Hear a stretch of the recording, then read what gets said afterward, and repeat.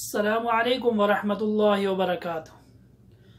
परदेश के अंदर हम कैसे ज़िंदगी गुजारें, इस पर मैं चंद एक बातें आप हज़रात के गोशे गुजार करना चाहता हूँ कि हम लोग अपने मुल्कों को छोड़ कर आए हैं, बाल बच्चे को छोड़ कर आए हैं, माँ बाप को छोड़ कर आए हैं, बहन भाइयों को छोड़ कर आए हैं।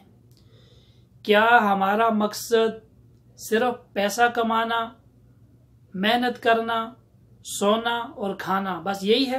नहीं, इसके अलावा भी हमारे बहुत सारे मकासद हैं। आप ये वीडियो पूरी सुनेंगे तो इंशाल्लाह आपको बहुत फ़ायदा होगा, उम्मीद है इंशाल्लाह।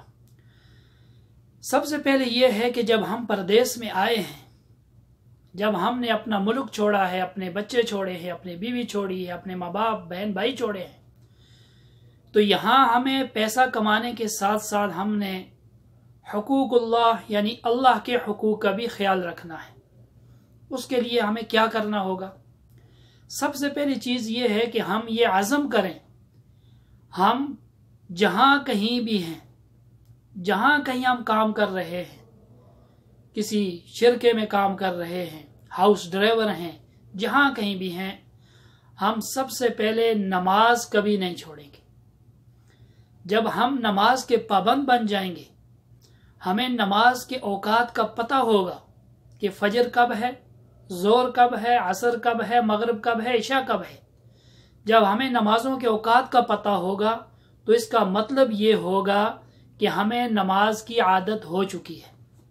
सबसे पहली चीज़ परदेश के अंदर लाजिम है कि अपने आप को नमाज का आदी बनाएं, अपने आप को नमाज का पाबंद बनाएं। ये अल्लाह का हुक्म है।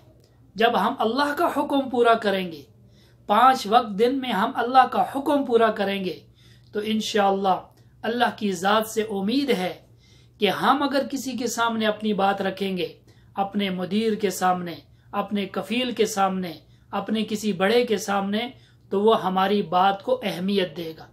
इसलिए अहमियत देगा कि हम अल्लाह का हुक्म पूरा कर रहे हैं।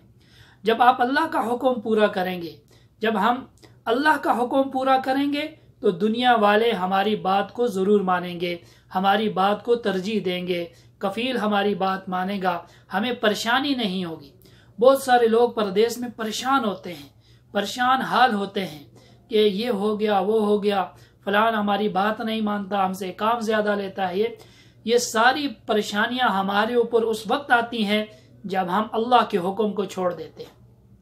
तो सबसे पहले हम ये आज़म करें कि हमने अल्लाह का हुक्म पूरा करना है, वो है नमाज।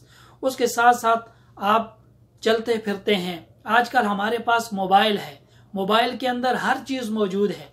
हाँ, कुरान का पढ़ना, जिक्र व अस्कार का करना, यानी जो चीज़ आप चाहेंगे वो आपको मिलेगी। जिस तरह आप अपने शौक के लिए, अपने दिल को तसल्ली के लिए, यानी एंटरटेनमेंट के लिए आप फिल्में देखते हैं, कुछ ड्रामास देखते हैं, कुछ शोज देखते हैं, तो इसी तरह आप जो है, ये सारी चीज़ें अच्छी नहीं हैं, ये तो वक्त का ज़िया है। लेकिन जब आप करते हैं तो इसलिए मैं आपको ये तरगीब दे रहा हूँ कि आप अपने कुरान को अपने मोबाइल के अंदर लाजम रखें। कुरान डाउनलोड करें अपने मोबाइल के अंदर।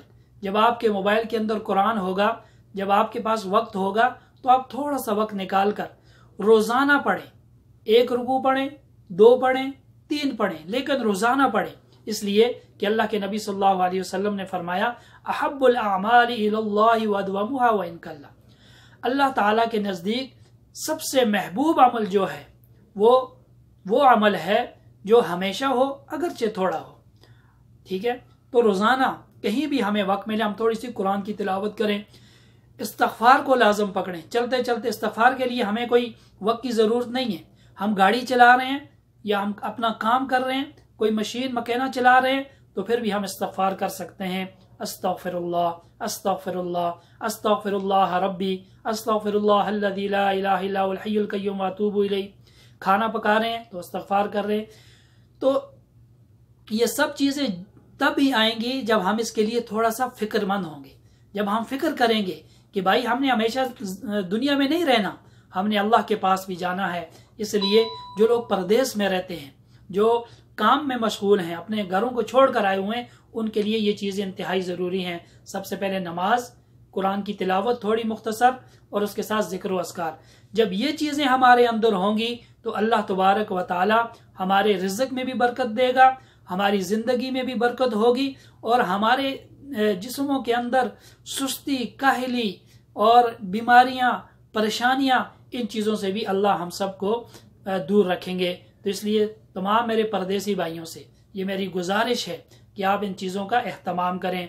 और दूसरी बात, अपनी सफाई का एहतमाम रखें, अपने जिस्म की सफाई, अपने ज़ाहिरी बातिनी सफाई, अपने रूम की सफाई, इन सारी चीज़ों का ख्याल रखें। अपने बिस्तर को साफ रखें, अपने कपड़ों को साफ रखें। जब सफाई होगी तो हमारे दिल जो है, जब हम अल्लाह की इबादत करेंगे तो हमारे दिल नूरानियत से हमारे दिलों में नूरानियत आएगी। तो जब हम साफ सुथरे रहेंगे और ज़ाहिरी कपड़ों को हम साफ रखेंगे और जिक्र अस्कार, नमाज, कुरान की तिलावत से हम अपना बातिन साफ रखेंगे, तो अल्लाह तबारक व ताला की तरफ से हमें जो अल्लाह की तरफ से हम पर रहमतें आएंगी, तो इससे हमारा दिल नूरानी होगा, हमारे जिस्म को ताकत मिलेगी, हमारे जिस्मों के अंदर जो है बशाशत पैदा होगी। तो इन सब चीज़ों के लिए ज़रूरी है कि हम अपना एक टाइम टेबल बनाएं।